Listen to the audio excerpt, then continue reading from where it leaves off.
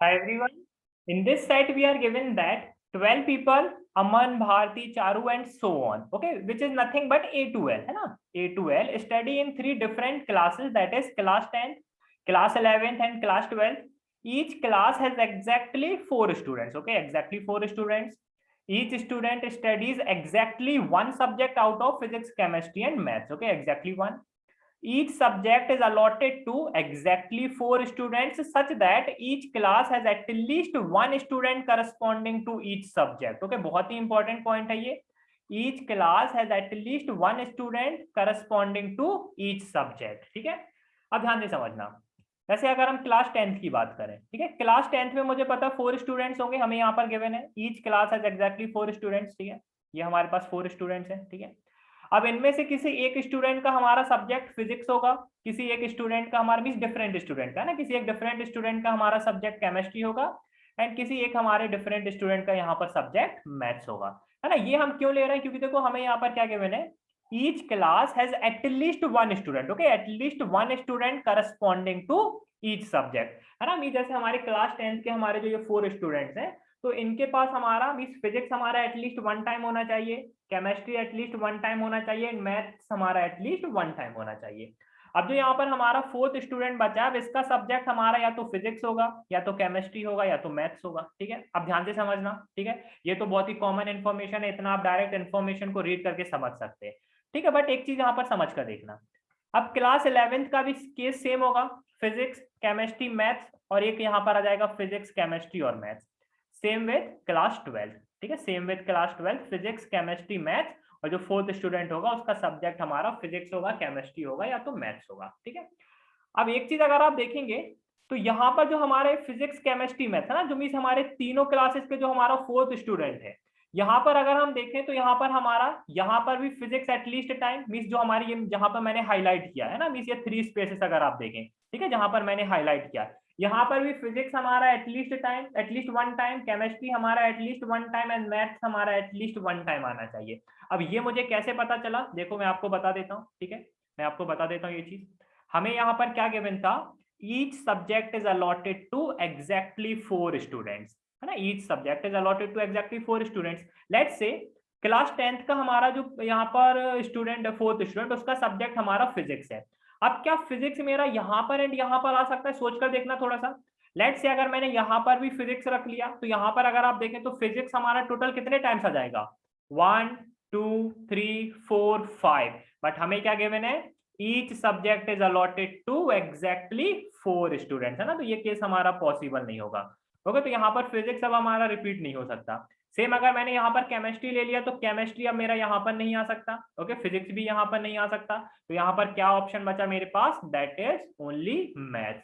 Okay, तो अगर आप देखें तो 3 क्लासेस के जो हमारे ये डिस्ट्रीब्यूशन होंगे, है ना, वो हमारा किस तरह से होगा, physics physics, chemistry maths, chemistry chemistry, physics maths, maths maths, physics chemistry, in any order, है ना, इन एनी ऑर्डर. इसमें अगर आप देखें तो फिजिक्स हमारा 4 टाइम्स आ जाएगा, केमिस्ट्री हमारा 4 टाइम्स आ जाएगा, एंड मैथ्स हमारा 4 टाइम आ जाएगा. ठीक है, तो ये इन्फ्रेंस आपको ड्रॉ करना आना चाहिए, है ना. ये पॉइंट्स को रीड करके एग्जाम कंडीशन में ये चीजें आपको स्ट्राइक करना चाहिए. ठीक है, ऑल्दो इतना यूजफुल नहीं है ना, अगर हमें सेट की बात करें तो ऑल्दो इतना यूजफुल नहीं है, बट कभी कभी थोड़ा डिफिकल्ट सेट आ जाता है, तो इस तरह की इंफॉर्मेशन बहुत ही ज्यादा यूजफुल हो जाती है हमारे लिए.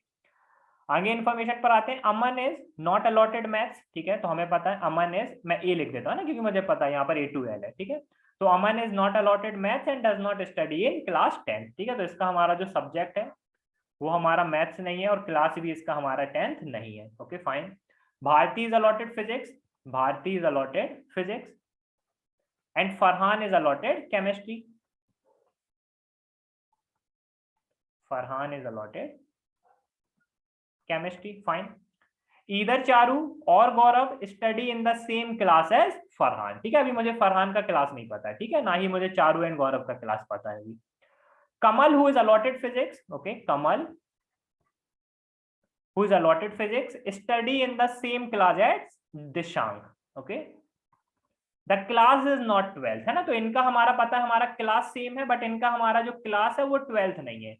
ठीक है, तो और यहाँ पर मैंने इस तरह से नोट कर दिया कि इनका हमारा क्लास 12th नहीं है, बट ये समझना Kamal who is allotted physics study in the same class as Dishank, है ना, मींस इनका जो हमारा क्लास होगा वो हमारा सेम होगा। Fine. Hitesh is allotted maths, Hitesh that is H, H is allotted maths, who studies in class 10th. Okay, who studies in class 10th. Fine. Jatin is allotted physics. Jatin is allotted physics. And Inder is allotted maths. That is I. I is allotted maths, and both of them study in 12th. Okay, both of them study in class 12th. Lalit is allotted chemistry and studies in class 11th. And studies in class 11th. Fine. Gaurav studies in class 10th and Farhan studies in class 11th, है ना। देखो फरहान हम already यहाँ पर note कर चुके हैं ना, तो Farhan studies in class 11th, ठीक है। फरहान का हमारा यहाँ पर क्लास क्या जाएगा, दैट इज 11th, ठीक है। अभी तक देखो यहाँ पर मैं कितने पर्सन को नोट कर चुका हूँ, 10, ठीक है। बचा क्या हमारे पास, ए हो गया, बी हो गया, सी बचा हमारे पास, डी हो गया हमारे पास, ई बचा हमारे पास, है ना, एफ जी एच आई जे के एंड एल। फाइन, ठीक है।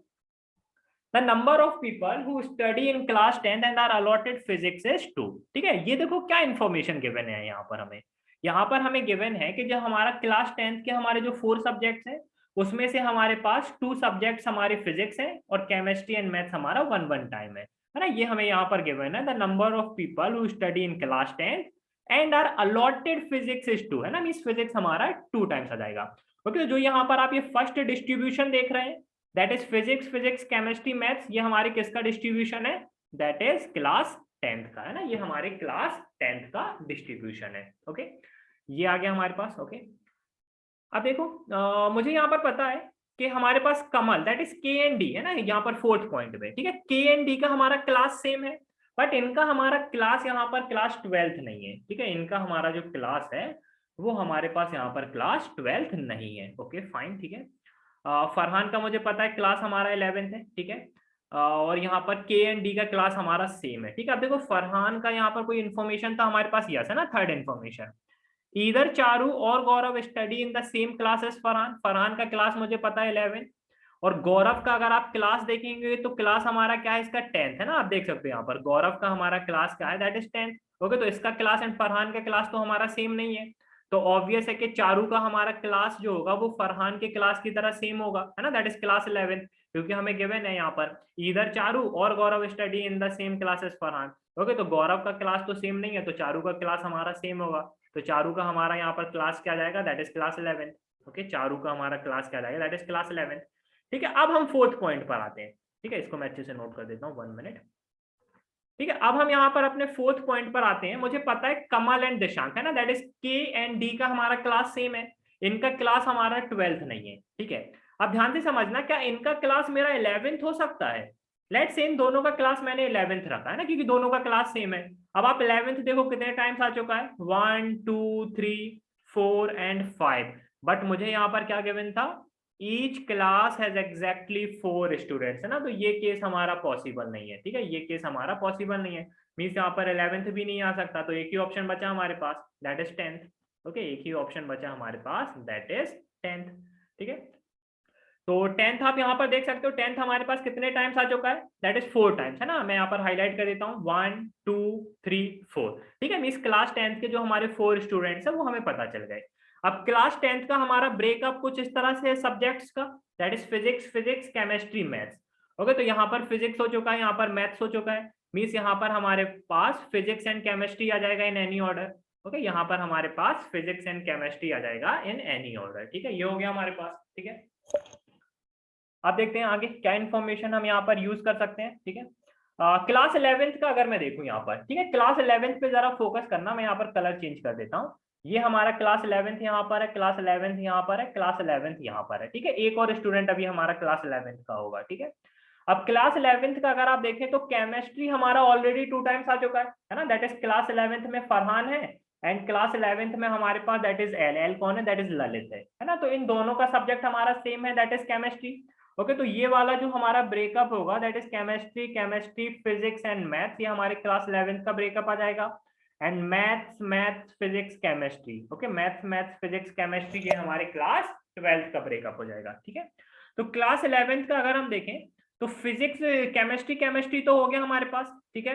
अब बचा क्या हमारे पास बचा अब यहाँ पर मैथ्स, ओके, केमिस्ट्री हमारा हो चुका है 2 टाइम्स, बचा हमारे पास मैथ्स एंड फिजिक्स, ओके, बचा क्या हमारे पास, that is maths and physics, ठीक है।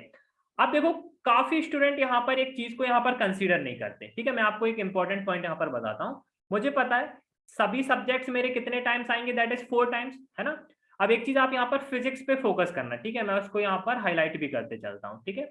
फिजिक्स पर फोकस करना, फिजिक्स मेरा 1 टाइम यहाँ पर आ चुका है, फिजिक्स मेरा 1 टाइम यहाँ पर आ चुका है, 1 मिनट, ठीक है, फिजिक्स मेरा 1 टाइम यहाँ पर आ चुका है, ठीक है। अब मुझे पता है एक केस में इस प्लेस पर मेरा फिजिक्स आएगा या तो इस प्लेस पर मेरा फिजिक्स आएगा, इतना क्लियर है, इन दोनों में से किसी एक प्लेस पर तो फिजिक्स आएगा मेरा, ओके। तो 4th टाइम फिजिक्स हमारा या तो यहाँ पर आ जाएगा या तो यहाँ पर आ जाएगा। मींस फिजिक्स हमारा ऑलरेडी कितने टाइम्स हो चुका है, दैट इज 4 टाइम्स, है ना। मींस फिजिक्स को मैं यहाँ पर कहीं और तो ला नहीं सकता, है ना। फिजिक्स को जैसे देखो, मैं अगर सोचता कि मैं फिजिक्स को यहाँ पर ले आऊं, है ना, मींस ये भी तो हमारे क्लास 11th का स्टूडेंट है, इसका भी तो सब्जेक्ट हमारा फिजिक्स हो सकता है। बट इस तरह से अगर हम देखें तो फिजिक्स हमारा 5 टाइम्स हो जाएगा, 1 time, 2 time, 3 time, 4th time मेरा या तो यहाँ पर होगा या तो यहाँ पर होगा, एंड 5th टाइम मेरा यहाँ पर हो जाएगा, विच इज नॉट पॉसिबल, है ना, which is not possible, okay. Means हमारा फिजिक्स ऑलरेडी हमारे पास यहाँ पर कितने टाइम्स हो चुका है, दैट इज 4 टाइम्स।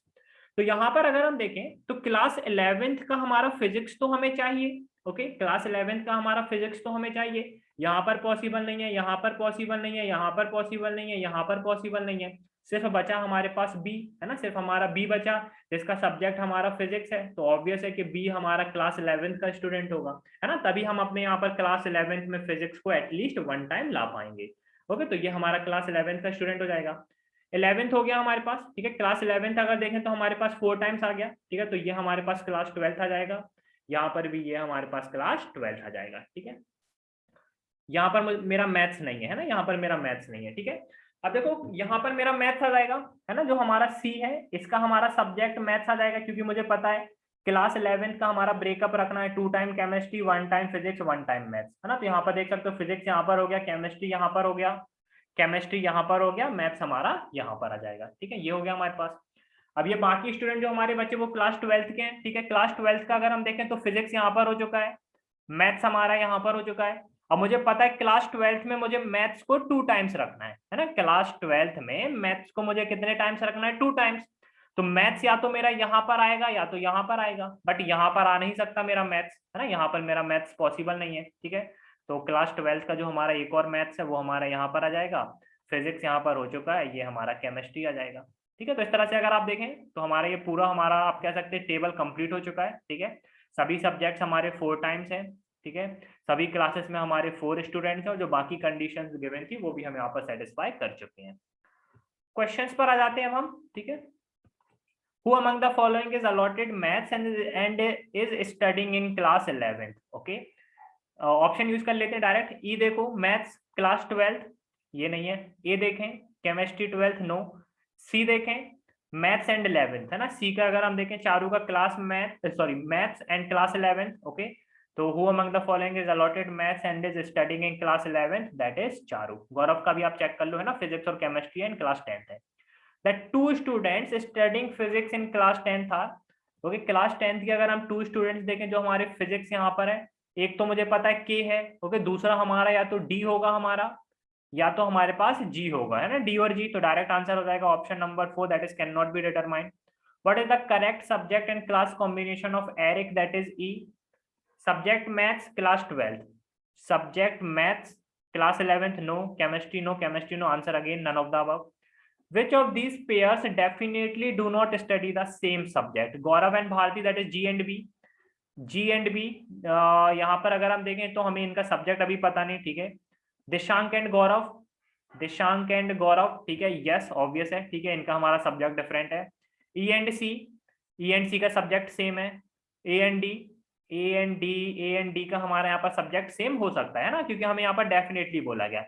अब आप अगर यहाँ पर ऑप्शन देखें that is D and G, है ना, मुझे पता है D and G, that is Dishank and Gaurav. इनमें मुझे पता है फिजिक्स एंड केमिस्ट्री हमारा इन एनी ऑर्डर आ जाएगा, ओके। तो इनका हमारा सब्जेक्ट कभी भी सेम नहीं हो सकता, ठीक है। तो यहाँ पर आंसर क्या जाएगा हमारा, दैट इज ऑप्शन नंबर 2। तो गाइस यहाँ पर हमारा सेट कंप्लीट होता है, काफी अच्छा सेट था, ठीक है, थोड़ा सा easy to moderate level set कहेंगे, बट फिर भी इस तरह के सेट्स में स्टूडेंट को आइडिया नहीं होता है कि कैसे हम इस तरह के सेट्स को सॉल्व कर सकते हैं। तो आपका फोकस यहाँ पर अप्रोच पर होगा, सो दैट इस तरह का सेट अगर आपके एग्जाम में आता है तो आपको पता होगा कि कैसे हम उसको अप्रोच कर सकते हैं। Thank you guys and happy learning.